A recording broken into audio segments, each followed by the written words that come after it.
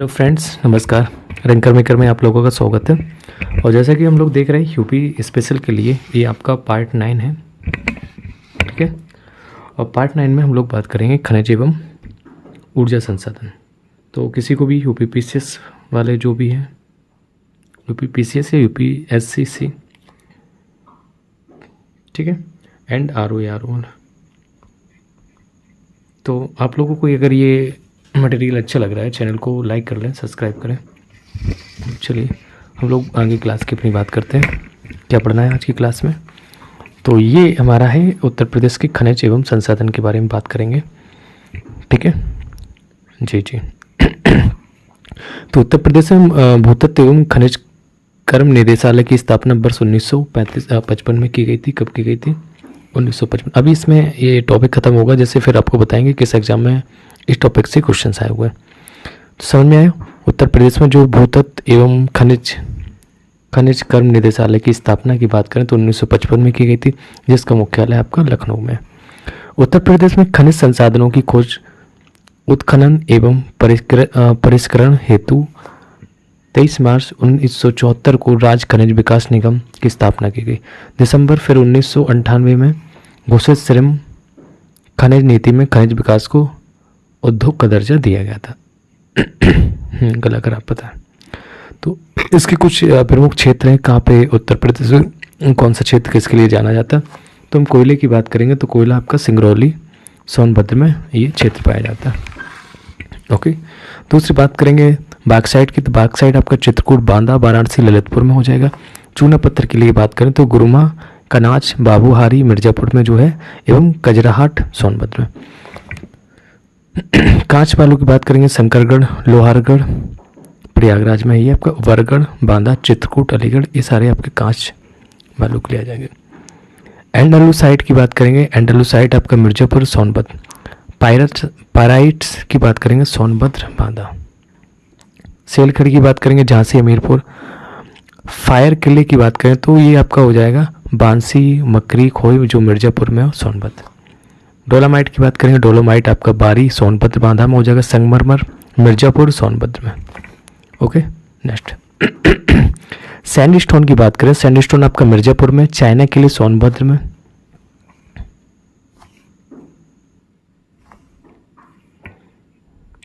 China के लिए सोनभद्र, बांदा। और रॉक फास्फेट की बात करें ललितपुर, कैल्साइट मिर्जापुर हो जाएगा। सोना की बात करें सोनभद्र, ललितपुर में मिलता है ये। गेरू, बांदा। फेल्सपार झांसी, सिलेमेनाइट सोनभद्र। पायरोफाइलाइट की बात करें हमीरपुर, ललितपुर, झांसी, महोबा, इन सब जगह हो जाएगा, ठीक है। डायस्फोर की बात करें, बहुत पूछा जाता है क्वेश्चन डायस्फोर वाला, तो ये आपका झांसी, महोबा, ललितपुर, हमीरपुर हो जाएगा। ग्रेनाइट की बात करेंगे यहाँ पे तो बांदा, हमीरपुर, ललितपुर, महोबा, सोनभद्र, झांसी में ये ग्रेनाइट पाया जाता है। नेक्स्ट साइड से कुछ चीज़ें दी गई, इनको भी देख के चलते हैं। अच्छा, अभी ये पोटास लवण की बात करेंगे तो प्रयागराज, चंदौली, बांदा, सोनभद्र, झांसी ये हो जाएगा। तांबा, ललितपुर, सोनराई क्षेत्र में। हीरा की बात करेंगे बांदा, मिर्जापुर में। एस्बेस्टस बहुत पूछा जाता है, एस्बेस्टस मिर्जापुर, झांसी, बड़ागांव में पाया जाता है। जिप्सम की बात करेंगे तो झांसी, हमीरपुर। लोहे अयस्क ललितपुर में हो जाएगा। Uranium Lalitpur. Okay, next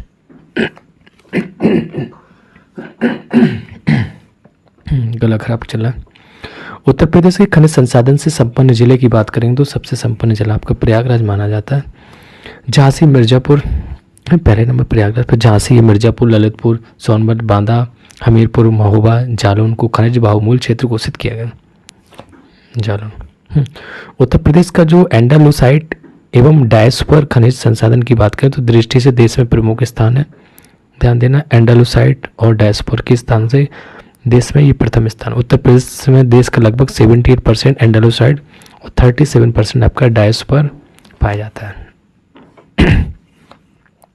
Singrauli में कोयले का भंडार क्षेत्र जो है आपका 220 वर्ग किलोमीटर से विस्तृत है, जिसका खनन कोल इंडिया लिमिटेड द्वारा कराया जाता है।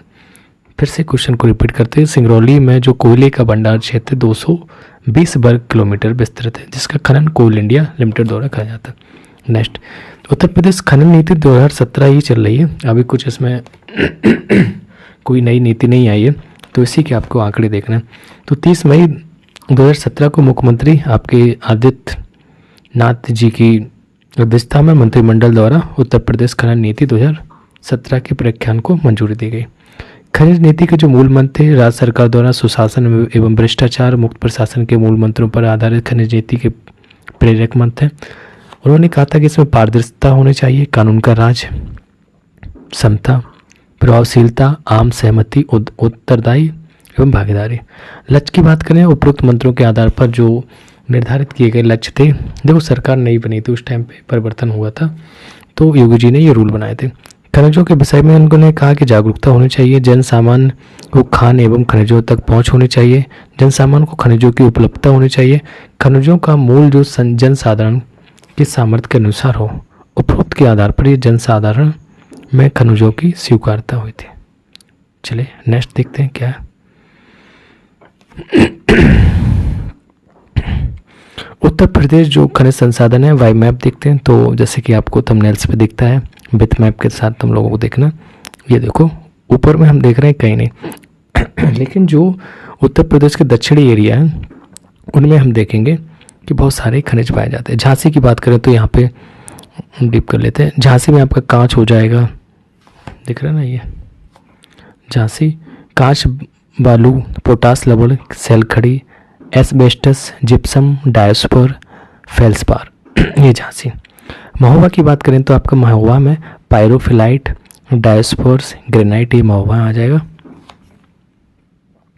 ठीक है, नेक्स्ट ललितपुर की बात करेंगे तो यहाँ पे ललितपुर में आपका पायरोफिलाइट, राग फास्फेट, तांबा, platinum, uranium, diaspore, granite.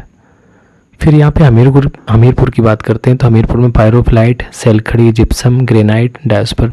Banda में बहुत सारी चीज़ पाई जाती है, आपकी बाक्साइट हो गया, डोलोमाइट हो गया, कांच बालू, पोटास लवण, राग फास्फेट, हीरा, मैग्नेसाइट, चाइना के लिए ऑकर गेरू।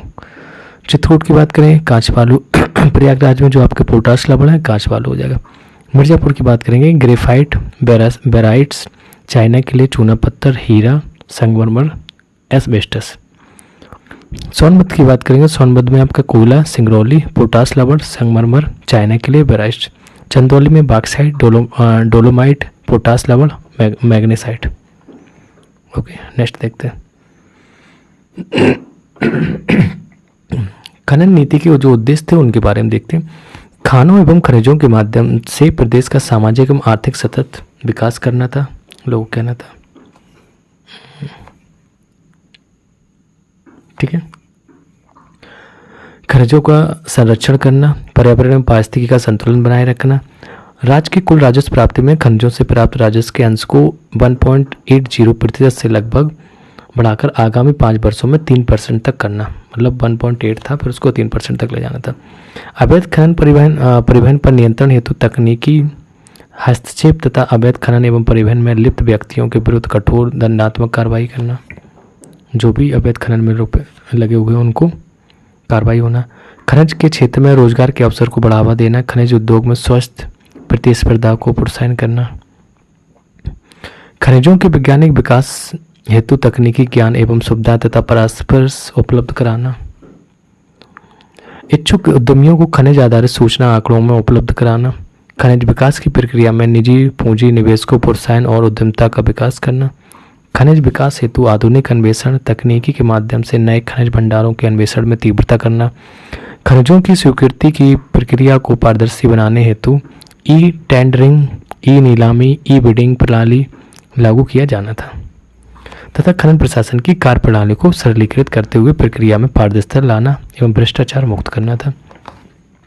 नई सरकार आई थी, पता था इसके पहले सारी चीज़ें खनन पे डिपेंडेंट थी, तो सरकार ने नए रूल्स बनाए। खनन संक्रियाओं से प्रभावित व्यक्तियों तथा क्षेत्रों हेतु कल्याणकारी योजनाओं का संचालन करना। उत्तर प्रदेश जो ऊर्जा संसाधन है, तो बाई मैप देखना है हम लोगों को कहाँ पे कौन सा है। स्टार्टिंग से ही देखते हैं। यहाँ पे अलीगढ़ आपको दिख रहा होगा नीचे, टिक कर देता हूँ ये।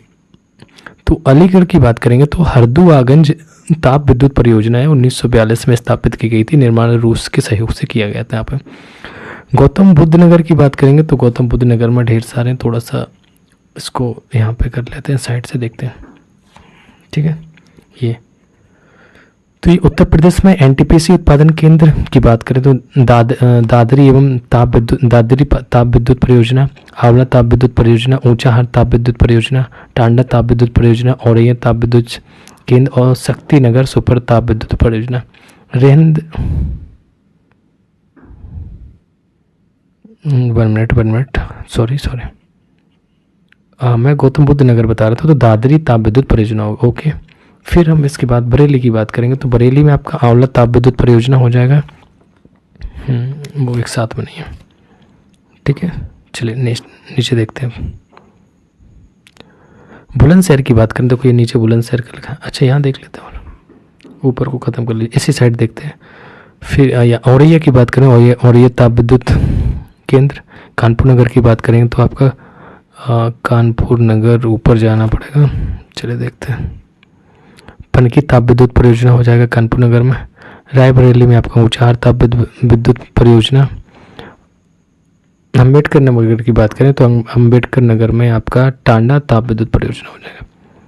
फिर ये सोनभद्र में एक ऊपर इसका दे दिया इन्होंने, सोनभद्र में शक्तिनगर सुपर ताप विद्युत परियोजना, रेंद ताप विद्युत परियोजना। प्रयागराज में मेजा ताप विद्युत परियोजना केंद्र है। सोनभद्र में ओबरा ताप विद्युत केंद्र भी है, अनपरा ताप विद्युत केंद्र है और ओबरा जल विद्युत केंद्र भी है, रेंद बांध जल विद्युत केंद्र है। ललितपुर की बात करें तो माता टीला जल विद्युत परियोजना, राजघाट जल विद्युत परियोजना। मध्य प्रदेश उत्तर प्रदेश की संयुक्त परियोजना है आपकी, ठीक है। झांसी में परीक्षा ताप विद्युत परियोजना। बुलंदशहर की बात करें, नरोरा परमाणु केंद्र है, ये 1991 में निर्मित 220 मेगावाट क्षमता के 2 संयंत्र यहाँ पे लगाए गए थे। चलिए ये क्लियर हो गया, एक बार फुल मैप दिखा देते हैं, देख लीजिए आप लोग, ठीक है। तो राष्ट्रीय ताप विद्युत निगम द्वारा उत्तर प्रदेश में स्थापित संयंत्र उनके बारे में बात करते हैं। जैसे अभी हम लोगों ने देखा, उनको कितनी क्षमता है सारी चीज़ें देखना है। दादरी गौतम बुद्ध नगर में था, इसका प्रकार कैसा है, कोयला आधारित है और 1820 मेगावाट ये कार्यशील से स्थापित क्षमता है इसकी। टाडा अम्बेडकर नगर में कोयला आधारित है 440 मेगावाट के। ऊंचाहार रायबरेली कोयला आधारित है 1050 मेगा क्षमता है। सिंगरौली सोनभद्र कोयला आधारित है 2000 मेगावाट का ये। औरैया गैस आधारित नहीं, रेहन सोनभद्र कोयला आधारित है 3000 मेगा क्षमता है इसकी। औरैया गैस आधारित है 663.36 मेगावाट।